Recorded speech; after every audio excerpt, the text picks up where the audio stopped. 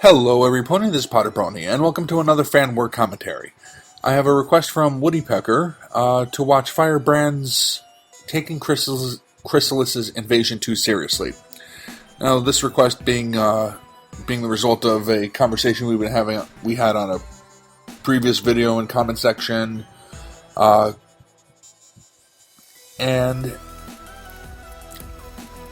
not one of my videos, but he had suggested that I take a look at this based on, I assume based on my opinions as far as what I thought of Chrysalis's plan and all of that. So I'll get into more detail on what my thoughts on that were after I watched this one. Now, I have seen some of Firebrand's stuff. I'm not sure. I don't think I've seen this one before. So I'm just going to take a look at it now. If it jogs my memory, then I'll let you know. But yeah, I don't think I saw this one before. So let's just get it started in 3, 2, 1, go. Alright, so let's just listen, see what he has to say this time. Here.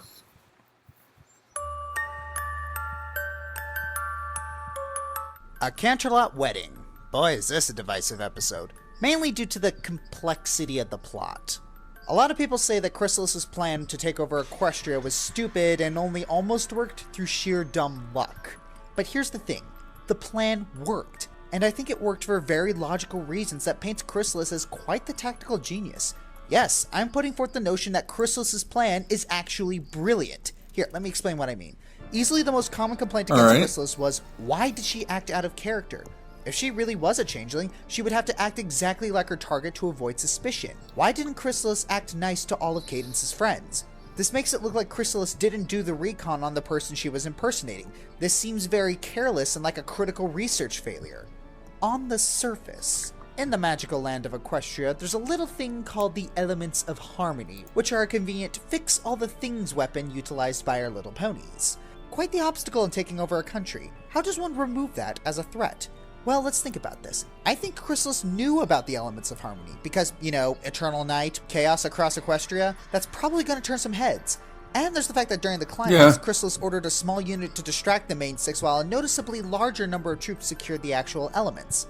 It shows that Chrysalis knew the elements were a threat and acted accordingly, much like a tactician would. Then again, if Chrysalis knew about the elements, then she would know they need all 6 elements in order to get them to work. So getting rid of one bearer renders them all useless. This leads me to thinking that Chrysalis intentionally tried to villainize Twilight in order to separate her from her friends to render the elements useless. Notice how Chrysalis only acted out of character. I was having that kind of thought myself. So only Twilight would point it out. Notice how everything Chrysalis did as Cadance would only be out of character to someone who knew her.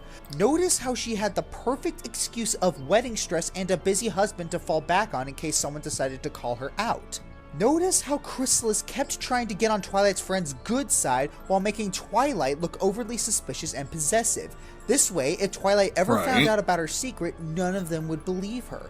Maybe Chrysalis did do the research on her friends and acted in ways that perfectly manipulated them against Twilight. Notice the way she acted and worded things would sound mean to Twilight, but not to her friends, who don't know Cadance and chalk up bad behavior to stress. This is a gambit only a master manipulator, like a changeling, could pull off intentionally. There's also doing the mind control on Shining Armor with Twilight in the other room. Some would see that as stupidly risky, but what if she meant for Twilight to see that and jump to the conclusion it was evil, just to have ammo against her when Shining Armor defended Cadance, and when everyone abandoned Twilight, she would be free to do with Twilight as she wished? No one would fairly think to good look reasoning for Twilight because she was banned from the wedding and they feel she should serve her punishment, and honestly, they were happy to be a part of the wedding. Another obstacle to usurpation that Chrysalis surpassed was Shining Armor and his shield spell, which could conveniently block all threats out of Canterlot. This is a spell that neither Celestia or Luna can accomplish. How do you overcome that?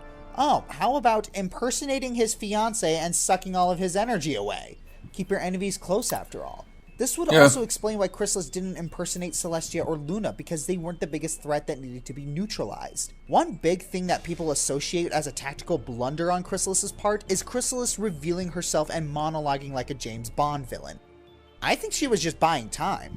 Her minions were chipping away at the shield, and I think she needed to distract the ponies with their exposition dump long enough for the shield to crack because, Celestia's in the room, and it would be easier to take her on with an army. She didn't need to in the end, to her surprise, but you get my meaning.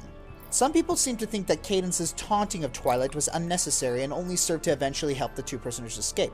While that is true, if you look at it a different way, if Chrysalis is a tactical genius, then this can take a pretty dark turn. Notice how her taunting caused Twilight to attack the real Cadence out of rage. What if that was intentional? What if Chrysalis intentionally sent Twilight down there to hurt and maybe kill Cadence? That way, if Twilight did manage to escape, she would have to go through more ponies, and after offing Cadence, offing 3 more ponies wouldn't be too hard. And if she came back, she would realize that she had killed the real Cadence and would probably become distraught and broken, and wouldn't resist the invasion due to her despair, possibly even committing suicide, forever rendering the elements of harmony useless. Okay, you're overthinking this one. To enslave Equestria under a parasitical tyranny! Oh, sweet Celestia, what is wrong with me? In all seriousness, maybe Chrysalis wasn't going that far. Maybe she was just toying with her prey. After all, she did set up guards outside in case they managed to escape, so that shows she figured they might make it out. This does certainly seem fitting of the manipulative persona they were trying to build for Chrysalis, if a little disturbing. Even though most of this is theory, it is reinforced with the fact that Chrysalis would be a tactical genius because it's been shown. Early on, Chrysalis had a contingency plan in case Twilight and Cadence actually escaped the prison. Obviously, 3 unicorns might not do well against the element of magic and the Princess of Love, but think about Chrysalis as a manipulator here. These ponies are brainwashed. Would they be willing to fight and beat up innocent ponies to escape? It's a great plan, but it ultimately failed because...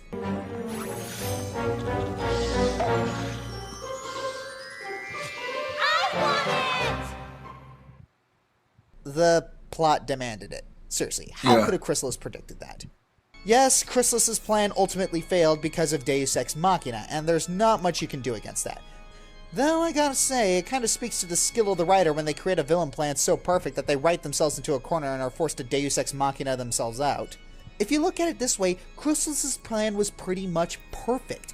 Chrysalis played her cards expertly, taking care of her biggest threats from most to least. While others may see a fool, I see a genius who did her research, expertly manipulated ponies against each other, including Twilight and her friends.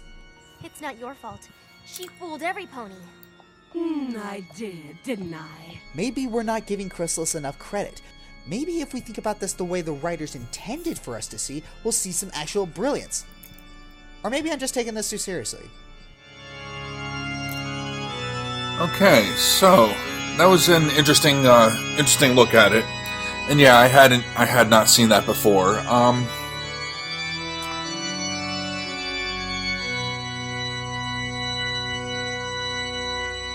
It's an interesting organ cover of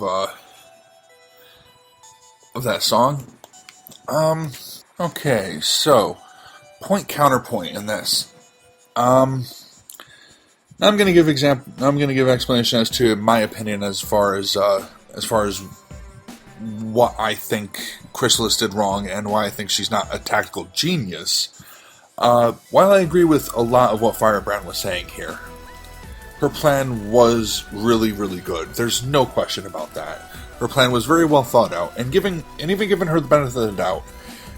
And it's never even confirmed in the series that she was actively working the main 6 against Twilight, or the rest of the main 6, her brother, Princess Celestia, against Twilight.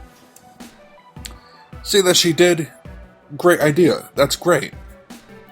But here's the thing.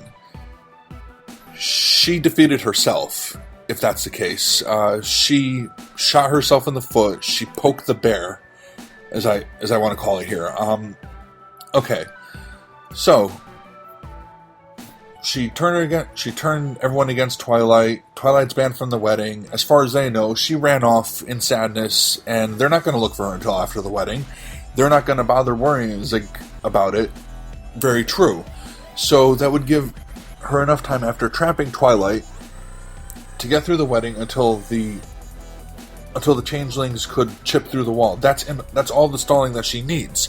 Instead, she mocks Twilight. She taunts Twilight. She threatens Twilight's brother, enrages her, and causes her to meet up with the real Princess Cadence.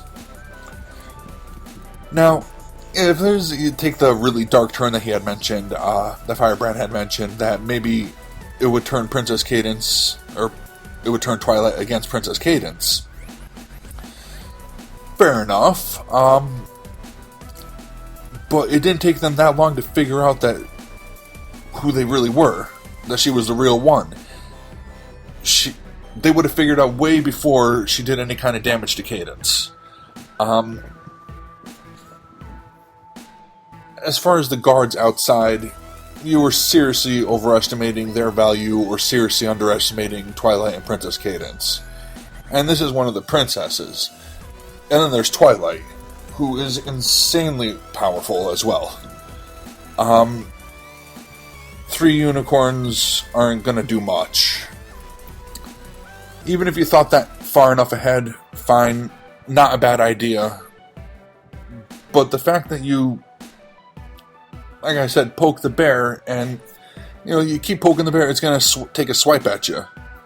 Well, you don't even have to keep doing it. You do it once, it's going to freaking take a swipe at you.